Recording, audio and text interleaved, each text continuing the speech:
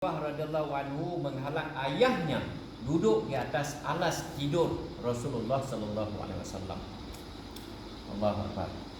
Sebelum menjadi isteri Nabi sallallahu alaihi wasallam, Ummul Mukminin Sayyidatina Ummu Habibah radhiyallahu anha telah berkahwin dengan Ubaidullah bin Jahsh.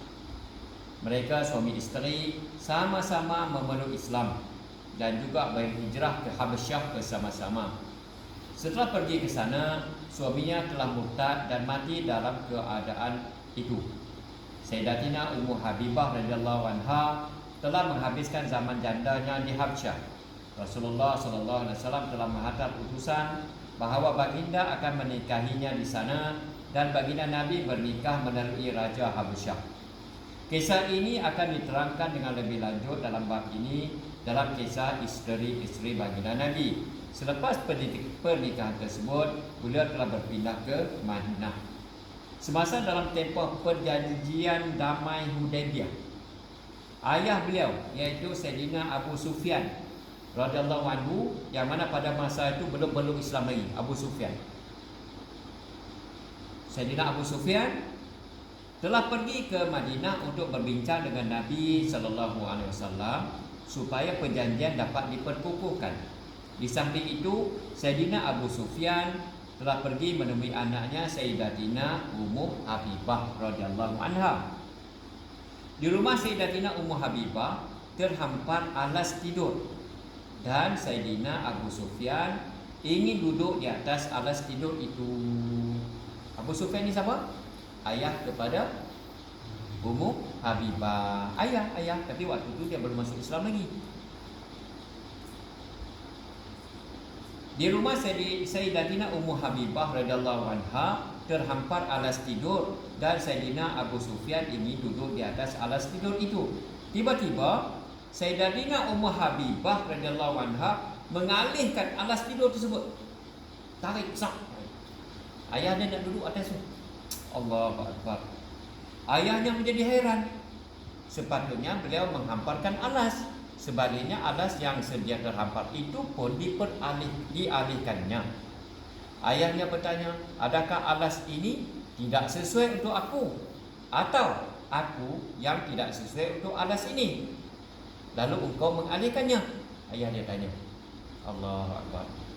Jawab Ummu Habibah radhiyallahu anha, ini ialah alas tidur Rasulullah sallallahu alaihi wasallam yang suci dan disayangi oleh Allah Subhanahu wa taala. Oleh kerana ayah ialah seorang yang musyrik, yakni penyembah berhala, maka ayah tidak suci. Bagaimanakah boleh saya membiarkan ayah duduk di atas alas ini? Subhanallah. Ayahnya menjadi terlalu sedih atas peristiwa tersebut dan berkata, sejak kamu berpisah daripada saya, kamu telah terjerumus ke dalam perangai yang buruk.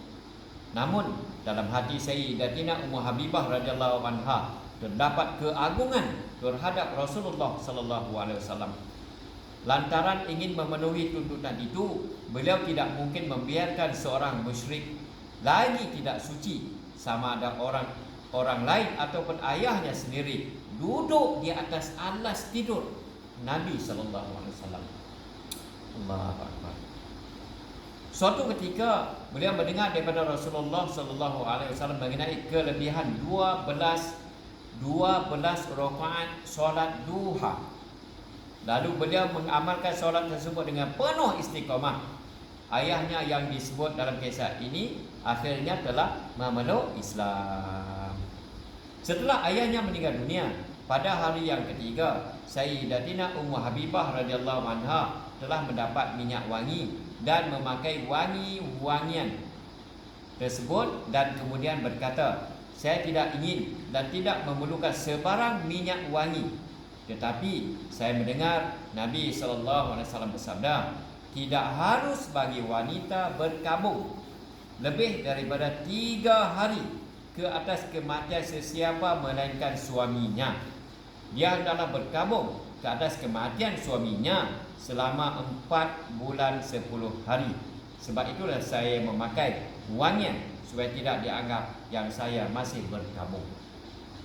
Apabila saat kematiannya tiba, beliau telah memanggil Sayyidatina Aisyah radhiyallahu anha dan berkata, hubungan antara kita ialah hubungan antara madu. Biasanya berlaku sedikit sebanyak perkara yang tidak menyenangkan antara madu. Semoga Allah memaafkan saya dan kamu. Sayyidatina Aisyah radhiyallahu anha berkata, semoga Allah memaafkan dan mengampuni kamu juga. Sayyidatina Ummu Habibah radhiyallahu anha berkata lagi, pada saat ini kamu telah membuatkan saya sangat gembira. Semoga Allah meletakkan kamu juga dalam kegembiraan. Selepas itu beliau menghadap orang kepada Sayyidatina Ummu Salamah radhiyallahu anha juga untuk memohon kemaafan. Hebat kan? Subhanallah, hebatnya wanita zaman-zaman dulu, isteri zaman-zaman dulu, umat zaman-zaman dulu. Allahu Akbar. Keterangan dia, keadaan yang biasa berlaku antara madu-madu ialah mereka tidak mahu pun melihat wajah antara satu sama lain. Namun demikian, Sayyidatina Ummu Habibah radhiyallahu anha begitu mengambil berat terhadap masalah muamalah dan berusaha supaya masalah selesai di dunia ini sahaja dan di akhirat tiada lagi beban yang tertanggung di atas kepalanya. Cinta dan kehormatan beliau terhadap Rasulullah sallallahu alaihi wasallam dapat kita bayangkan daripada layanan yang diberikan kepada ayahnya dalam hal alas tidur sebentar lagi. Subhanallah. Semoga Allah SWT bagi kita, bagi isteri, anak-anak kita, keturunan kita kefahaman agama, dapat aman dan sampaikan insya-Allah. Ajaib kan? Ajaib tak? Ajaibnya kasih mereka, hormat mereka pada suami mereka. Ajaibnya kasih mereka, hormat mereka, taat mereka kepada Nabi sallallahu alaihi wasallam. Allahu Akbar, mengatasi segala keadaan. Inilah contoh yang patut kita teladani. Inilah contoh yang patut kita ambil iktibar, yang patut kita renung-renungkan. Ya Allah ya Rahman. Jadi insya-Allah Pak ya. Insya-Allah semoga Allah bagi kefahaman bagi kita semua, dapat amal dan sampaikan insya-Allah. Assalamualaikum.